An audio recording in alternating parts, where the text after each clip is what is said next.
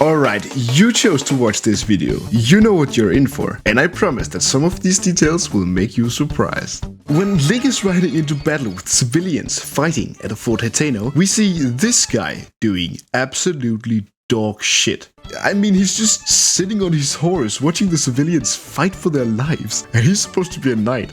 Actually, Link isn't doing much as well besides flexing his weapon. On Link's Flamebreak armor, we see that, unlike in Breath of the Wild, his right hand is free, likely so he can use his magic. But this brings up the important question. In order for Link to withstand the hotness in this place, has his right hand lost all feeling of temperature? Speaking of hotness, Prince Sidon. I mean, this arrow from the construct lights itself on fire immediately because of the hot temperature. And then the construct completely misses Link. Also, since the construct appears to be coming from down here, where there is nothing else going on, did the construct construct the construction of this fan and minecart? Speaking of fans and minecarts, this shot has nothing to do with it at all. I just want to mention that there are chains on this rolling go-around, which I'm not sure how that's beneficial for rolling. You probably noticed this giant stone ring, but did you notice this wooden pole that the Sheikah likely set up to prevent it from falling down in Kakariko village? Considering the size of this ring, this pole might be as useful as these facts. Speaking of Kakariko, in this beautiful shot we see Kakariko villagers viewing the vast vertically rising Hyrule Castle Vorosum.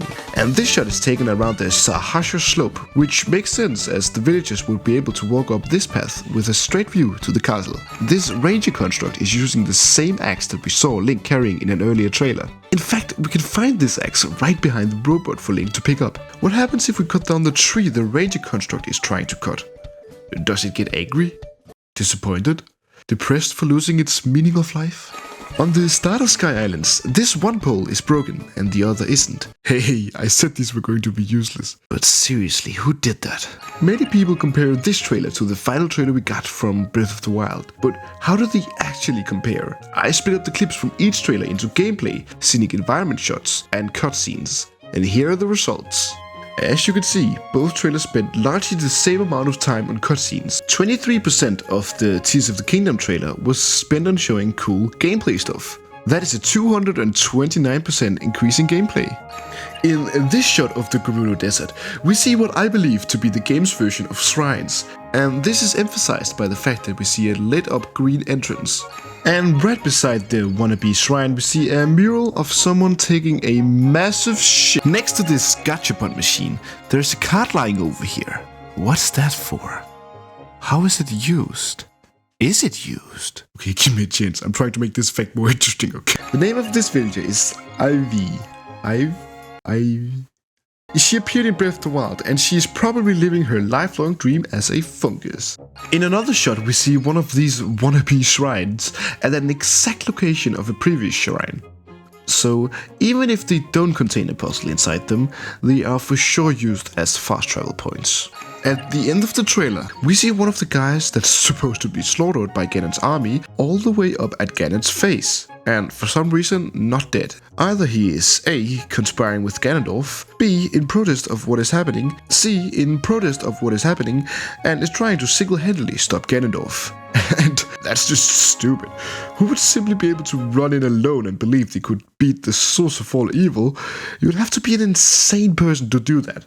When this not insane person drops down from the sky, he flies past this monument, which is the same monument we see Zelda at in the end of the trailer. Or is it?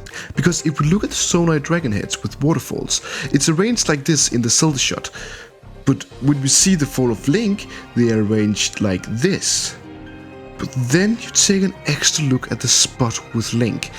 Yes, this is a broken Zonai dragon waterfall thing, in the exact position it would appear in the Zelda shot, so this is in fact this location. And the fact that it's broken gives us a huge hint that this is Zelda in the past. And what do Zelda see in the sky? Yes, nothing.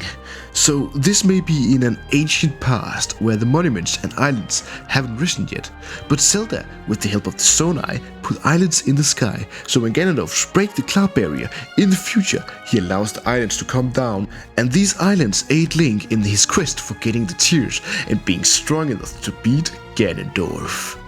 This is the last of the 17 completely useless facts. If you want to enjoy more Zelda Tears of the Kingdom stuff, subscribe and watch this next video on the screen.